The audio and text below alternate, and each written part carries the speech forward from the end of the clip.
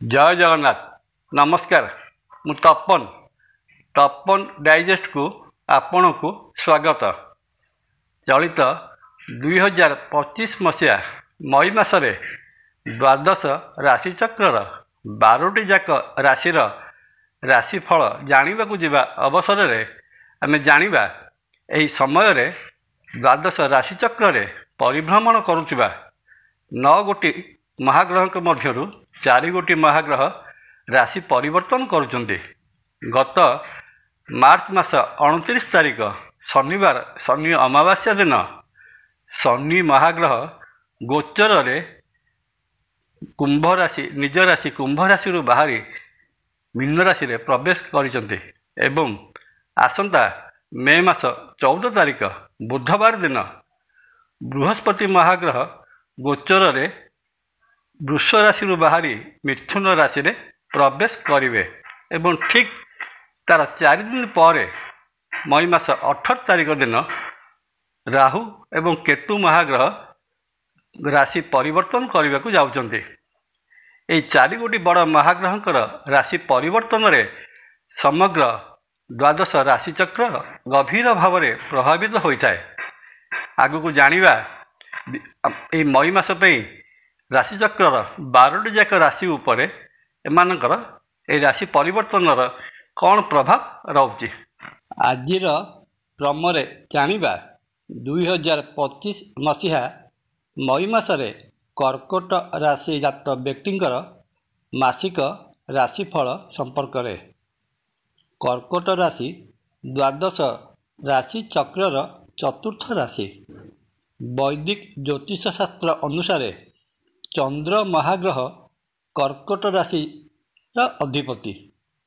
मई मासरे कर्कट राशि जात व्यक्तिंकर आर्थिक दिग उपरे दृष्टिपात कले जना जाए कर्कट राशिर आय भावर अधिपति वृष राशिर स्वामी शुक्र कर्कट राशिर नवम भाव मीन राशि रे उच्च होई अवस्थान करिबा एवं नवम भाव बा भाग्य भावर अधिपति बृहस्पति लाभ बा एकादश भाव में अवस्थान करिबा मई मासर प्रथमार्धरे कर्कट राशि जात व्यक्ति को आर्थिक स्वच्छलता प्रदान करिब। विभिन्न सूत्रु आयर परिमाण वृद्धि पाइब। वाणिज्य व्यवसाय प्रचुर लाभ पाइपारिबे। कर्कट राशिर धनस्थानर अधिपति सूर्य दशम मेष राशि रे उच्च भाव में अवस्थान करिथिबारु कर्मक्षेत्रु आशातीत आर्थिक लाभ पाइपारिबे। सरकारଙ୍କ सहित व्यवसाय करुथिले कॉन्ट्रैक्ट बा ऑर्डर सप्लाई भली कामरू प्रबल लाभर आशा करा जाए। एही समय रे नूतन ठिकादारी कार्यर ऑर्डर मध्य मिलिबो। जागाबाड़ी व्यापार बा निर्माण कार्य रे संपृक्त थिले कार्यगुड़िक त्वरान्वित हेब।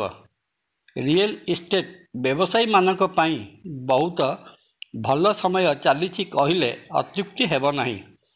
यह सहित विभिन्न अर्थ लगाणकारी संस्थार पुंजी निवेश करथिले भल मोटा रकमर अर्थ हस्तगत हेब।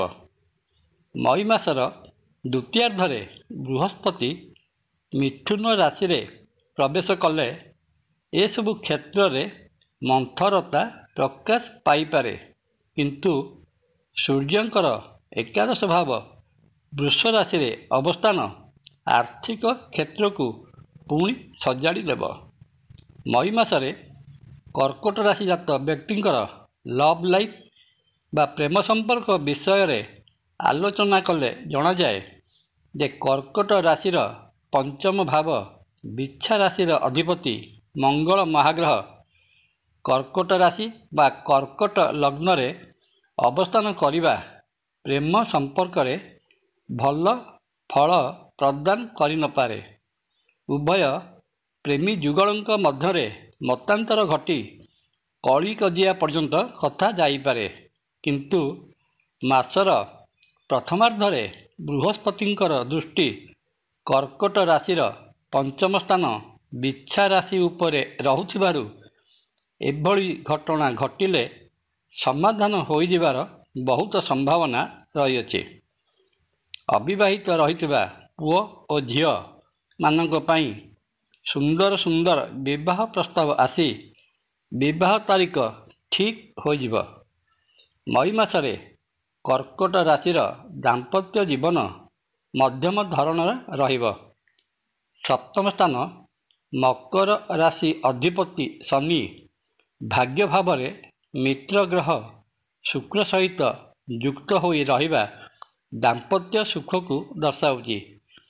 ତେବେ ବି କର୍କଟ ରାଶି ଜାତ ବ୍ୟକ୍ତିବିଶେଷଙ୍କର ଭାବ ପ୍ରବଣତା ଅଧିକ ହୋଇଥିବାରୁ ସମୟ ସମୟରେ ସ୍ୱାମୀ ସ୍ତ୍ରୀଙ୍କ ମଧ୍ୟରେ ମୁହଁ ଫୁଲାଫୁଲି ଭଳି ଘଟଣା ଘଟିପାରେ। କିନ୍ତୁ ଏଭଳି ଘଟଣା ଘଟିଲେ ମଧ୍ୟ ପାଣି ଫୋଟକା ଭଳି ଅଳ୍ପ ସମୟ ମଧ୍ୟରେ ଉଭେଇଯିବ। ମଇ ମାସରେ କର୍କଟ ରାଶିର ସ୍ୱାସ୍ଥ୍ୟାବସ୍ଥା ସମ୍ପର୍କରେ ଜାଣିବାକୁ ଗଲେ ଜଣାଯାଏ ଯେ କର୍କଟ ରାଶିରେ ଅବସ୍ଥାନ କରିଥିବା ମଙ୍ଗଳ ମହାଗ୍ରହ ସବୁ ଅମଙ୍ଗଳର କାରଣ ହୋଇପାରନ୍ତି। ଗରମ ଜନିତ ହେଉ ଅଥବା ଋତୁ ପରିବର୍ତ୍ତନ ଜନିତ ହେଉ ଏହିଭଳି ରୋଗର ପ୍ରାଦୁର୍ଭାବ ଦେଖାଦେଇପାରେ। କେତେବେଳେ ଥଣ୍ଡା କାଶ ଭଳି ଶାରୀରିକ ସମସ୍ୟା ଦେଖାଦେବ ତ ଆଉ କେତେବେଳେ ଶରୀରରେ ପିତ୍ତର ଆଧିକ୍ୟ ହେତୁ ମୁଣ୍ଡ ବୁଲାଇପାରେ। ଶରୀରରେ ବ୍ରଣ ଫୋଟକା ହେଲା ଭଳି ସମସ୍ୟା ମଧ୍ୟ ଦେଖାଦେବାର ସମ୍ଭାବନା ଅଛି। ବ୍ଲଡ଼ ପ୍ରେସର ବା ରକ୍ତଚାପ ଭଳି ସମସ୍ୟା ରହିଥିଲେ ସତର୍କତା ଅବଲମ୍ବନ କରିବେ। ନିୟମିତ ବ୍ୟବଧାନରେ ବ୍ଲଡ଼ ପ୍ରେସର ଚେକ୍ କରାଇ ନେଉଥିବେ। ଏ ତ ଗଲା ମୋଟାମୋଟି ଭାବରେ କର୍କଟ ରାଶି ପାଇଁ ମଇ ମାସର ମାସିକ ରାଶିଫଳ। ମାସଟିରେ ରହିଥିବା ଅଶୁଭତ୍ୱକୁ ଦୂର କରି ଶୁଭ ଫଳ ପାଇବା ନିମନ୍ତେ ଦେବଦେବ ମହାଦେବଙ୍କର ପୂଜାର୍ଚ୍ଚନା କରନ୍ତୁ। ଶିବାଭିଷେକ କରାଗଲେ ମନୋବାଞ୍ଛିତ ଫଳ ପ୍ରାପ୍ତ ହୋଇଥାଏ। ପରିଶେଷରେ ଶ୍ରୀକ୍ଷେତ୍ର ପୁରୀରେ ବିରାଜିତ ମହାବିଷ୍ଣୁ ଶ୍ରୀ ଜଗନ୍ନାଥ ମହାପ୍ରଭୁଙ୍କୁ ଦର୍ଶନ କଲେ ରହିଥିବା ସମସ୍ତ ଦୋଷ ଖଣ୍ଡନ ହୋଇ ସମସ୍ତ ମନସ୍କାମନା ପୂର୍ଣ୍ଣ ହୋଇଥାଏ। ଜୟ ଜଗନ୍ନାଥ। ଭିଡ଼ିଓ ଭଲ ଲାଗିଲେ ଲାଇକ୍, କମେଣ୍ଟ, ସବସ୍କ୍ରାଇବ୍ ଓ ସେୟାର କରିବା ପାଇଁ ଅନୁରୋଧ। ନମସ୍କାର। ତପନ।